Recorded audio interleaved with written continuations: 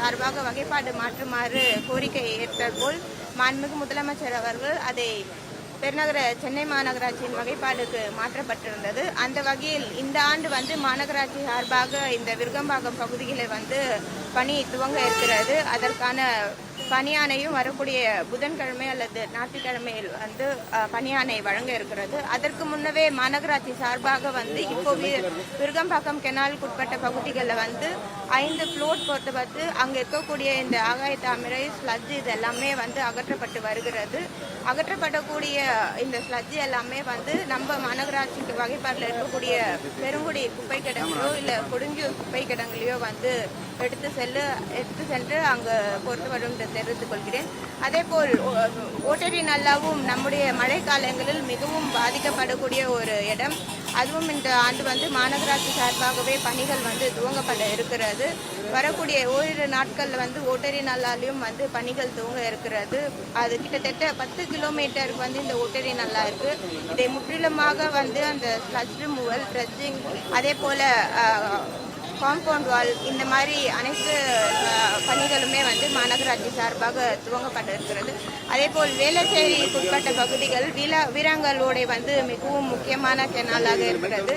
வீராங்கலோடையிலும் பணி துவங்கப்பட்டு பணி நடைபெற்று வருகிறது. அங்கேயும் முற்றிலுமாக தடுப்பு சுவர்கள் ஏற்று பணிகள் துவங்கப்பட்டு நடைபெற்று வருகிறது. அதில் ஒரு பங்காக இன்றைக்கு விருகம்பாக்கம் கெனாலில் நடைபெறக்கூடிய பணிகளை நானும் பெருநகர சென்னை மாநகராட்சியின் ஆணையர் அவர்களும் இப்பகுதியின் சட்டமன்ற உறுப்பினர் அண்ணன் அவர்களும் மாமன்ற உறுப்பினர் அவர்களும் மண்டல குழு தலைவர் அண்ணன் கிருஷ்ணமூர்த்தி அவர்களும் உடனிருந்து இப்பகுதியில் இவ்வாறு ஆய்வு மேற்கொள்கிறோம்.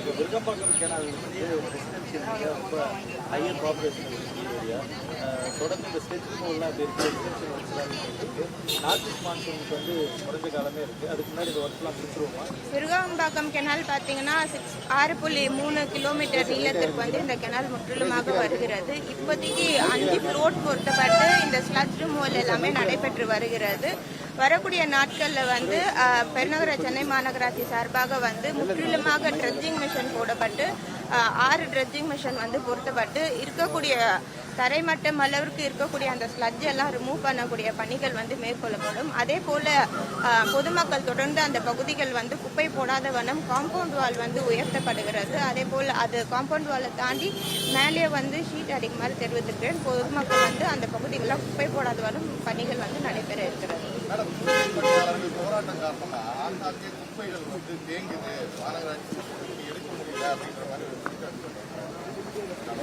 தூய்மை பணியாளர்கள் பொறுத்த வரைக்கும் மண்டலம் 5, 6 இப்போ தனியார் நிறுவனமிடம் ஒப்படைக்கப்பட்டிருக்கிறது.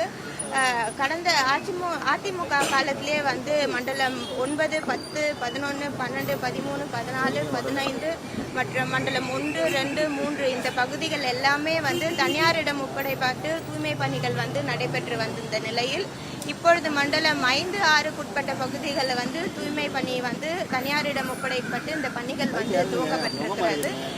இந்த மாதம் 1ஆம் தேதி முதல் இந்த பணிகள் துவங்கப்பட்டிருக்கிறது. பணிகள் நடைபெற்று வருகிறது. அதேபோல் ரிப்பன் மாளிகை வெளியில இருக்கக்கூடிய தூய்மை பணியாளர்கள் கூட பணியில் பாதுகாப்பு கருத்திருக்கிறார்கள்.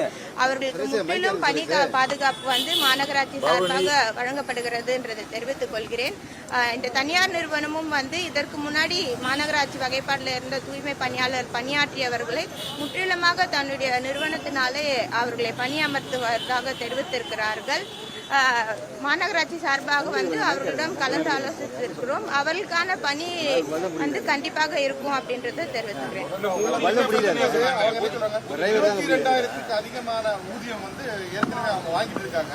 ஆனா இப்ப போகும்போது 15,000 குறைவாக ஊதியம் கிடைக்குது அப்படின்ற மாதிரி சொல்றாங்க. இந்த 15,000 ஊதியம் வாங்கிட்டோம். ஆனா இப்ப போய் 15,000 கரெக்டா இருக்குமா அப்படின்னு 15,000 குறைவா இல்ல, 17,000 18,000 வழங்கப்படுகிறது. இது மட்டும் இல்லாத ஒவ்வொரு தூய்மை பணியாளர்களுக்குமே PF பிடிக்கப்படும். அதே போல ESI வழங்கப்படும். அதே போல தூய்மை பணியாளரோட குழந்தைகளோட கல்விக்காக நிதி உதவிகள் இந்த தனியார் நிறுவனம் மூலமாக வழங்கப்படும். இதுவரைக்கும் தூய்மை பணியாளர்கள் என்று நல வாரியத்தை இன்றைக்கு நம்முடைய மாண்புமிகு தமிழ்நாடு முதலமைச்சர் அவர்கள் அங்கீகரித்து தூய்மை பணியாளர்கள் என்ற நல வாரியத்தை அமைத்து அவர்களுக்கு இப்ப பணியில இருக்கக்கூடிய தூய்மை பணியாளர் ஏதோ ஒரு விபத்து ஏற்படுகிறது, உயிரிழப்பு ஏற்படுகிறது என்றால் அவர் 2 லட்சத்திலிருந்து 5 லட்சம் ரூபாய் வந்து நிதியை உயர்த்தியிருக்கிறார். அதே போல பணியில இருக்கக்கூடியவர்களுக்கு கை கால் ஏதோ அடிபடுகிறது என்றால் அவர்களுக்கு வந்து இன்சூரன்ஸ் ஸ்கீம் மூலியமா நிதி உதவி வந்து இன்றைக்கு 2 லட்சத்துக்கு உயர்த்தி இருக்கிறார். இப்படி தூய்மை பணியாளர்கள் நலனை கருதி ஒவ்வொரு நாளும் நம்முடைய மாண்புமிகு தமிழ்நாடு முதலமைச்சர் அவர்கள் திட்டங்களை கொண்டு வந்திருக்கிறார். இதன் மூலியமா வந்து நம்ம மாநகராட்சி இருக்கக்கூடிய தூய்மை பணியாளர்கள் இல்லாத, அரசு சார்ந்த தூய்மை பணியாளர்கள் மட்டும் இல்லாத, தனியார்ல இருக்கக்கூடிய தூய்மை பணியாளர்கள் நலனை கருதியும் நம்முடைய தமிழக அரசுல மாண்புமிகு முதலமைச்சர் அவர்கள் திட்டங்களை செயல்படுத்தி வருகிறார்கள். இன்றைக்கு மாநகராட்சி வெளியில இருக்கக்கூடிய தூய்மை பணியாளர்களுக்கும் கண்டிப்பாக அவர்களுக்கான பணி பாதுகாப்பு முற்றிலுமாக மாநகராட்சி சார்பாக வழங்கப்படும் என்றதை தெரிவிக்கிறேன். அவங்க ஏத்துக்கிறாங்க. ஆனா அவங்க என்ன சொல்றாங்கன்னா, கடந்த ஆட்சி காலத்துல திமுக அரசு வந்து என்ன சொல்லிருக்காங்க, தேர்தல் வாக்குறுதியில இவங்களை வந்து பணி நிரந்தரம் செய்வோம் அப்படின்னு அவங்க வாக்குறுதி கொடுத்தாங்க. அந்த வாக்குறுதி என்னாச்சு அப்படின்றது அவங்களோட கேள்வியா இருக்கு. எங்களை வந்து அரசு பணியாளர்களா மாத்துங்க அப்படின்ற ஒற்றை கோரிக்கை தான் அவங்களுக்கு இருக்கு. இல்ல, தூய்மை பணியாளர்கள் வந்து ஃபர்ஸ்ட் வேலையில வந்து ஜாயின் பண்ணுமாறு அவங்களை தெரிவித்திருக்கிறோம். வேலையில வந்து அவங்க சேர்ந்த பிறகு அதற்கான முடிவுகள் வந்து அரசு சார்பாக எடுக்கப்படும். அது மட்டும் இல்லாம இது குறித்து சில பேர் வந்து தவறான கருத்துக்களை வந்து வெளியே நிறைய பதிவிடுறாங்க.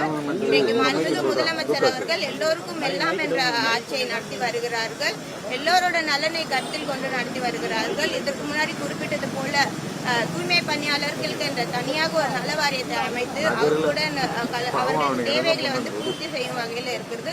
அதே போல் ஒவ்வொரு மழை காலங்களிலும் தூய்மை பணியாளர்களின் பணி வந்து குறிப்பிடத்தக்கதாக இருக்குது என்று தெரிவித்து மாண்புமிகு முதலமைச்சர் அவர்களே நேரடியாக வந்து தூய்மை பணியாளர்களை அங்கீகரிக்கும் விதமாக ரிப்பன் மாளிகையில் பரிசளித்தார்கள்.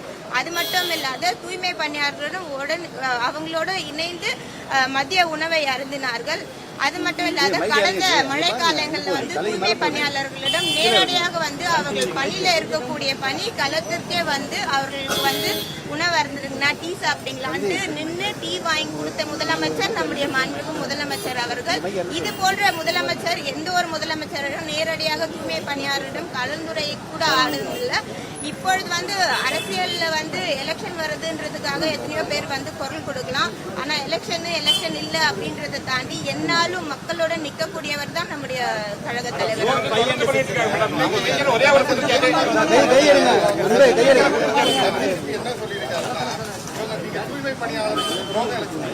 நான் இப்பதான் குறிப்பிட்டேன் சாபம் விடுறதுன்னு தாண்டி அவர் வந்து இப்ப எலெக்ஷனுக்காக வெளியில வந்து பேசுறது. கடந்த அதிமுக ஆட்சியில வந்து 10 மண்டலங்களை வந்து பிரைவேடைஸ் பண்ணாங்க. அப்ப எங்க போச்சு? அப்ப ஏன் குரல் கொடுக்கல? அப்ப ஏன் இந்த அநீதியை தடுக்கல? 10 மண்டலங்கள் பண்றதுக்கோ 2 மண்டலங்களுக்கு பண்றதோ ஒண்ணா? அப்ப குரல் கொடுத்துருக்கலாமே. அப்ப குரல் கொடுக்காம இப்ப வந்து குரல் கொடுத்து அரசியல் பண்றாங்களா? முடிவு சொல்லுங்க மேடம். ஏன்னா அவங்க 5 நாள் போராட்டம் பண்ணிட்டு இருக்காங்க. அவங்க வந்து மேயர் தான் குற்றச்சாட்டு வைக்கிறாங்க. நீங்க வந்து பணியை நிரந்தரம் பண்றாங்க. தூய்மை பணியாளர்கள் டிஎம் வந்து உட்கார்ந்தது எல்லா வீடியோ எடுத்து எல்லாமே எங்களுக்கும் தெரியும். நாங்க கேட்க ஒரே ஒரு பதில், தொடர்ந்து அது ரிப்பன் மாளிகை முன்னாடி தொடர் போராட்டம் நடந்துட்டு இருக்குது. இது வந்து அரசாங்கத்துக்கும் கெட்ட பேர் தான்.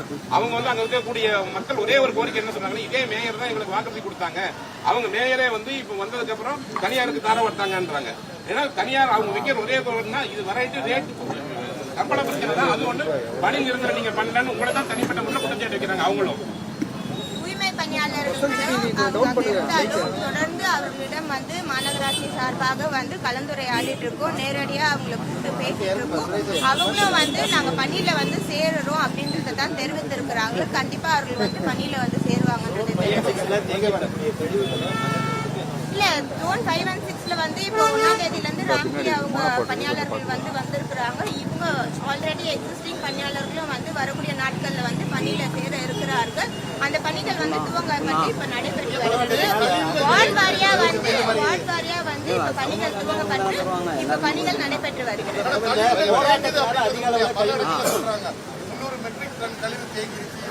இல்ல கழிவு தேங்குறது அப்படின்றது அகற்றப்பட்டுதான் வருகிறது. ஒரு செயல் நடக்கும் போது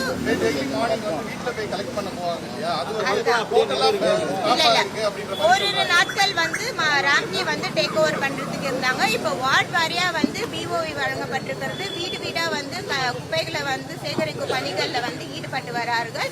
இப்பொழுது வந்து படிப்படியாக வந்து நம்ம நடைமுறைக்கு வரப்படும்ன்றது தெரிவித்துக்கிறேன்.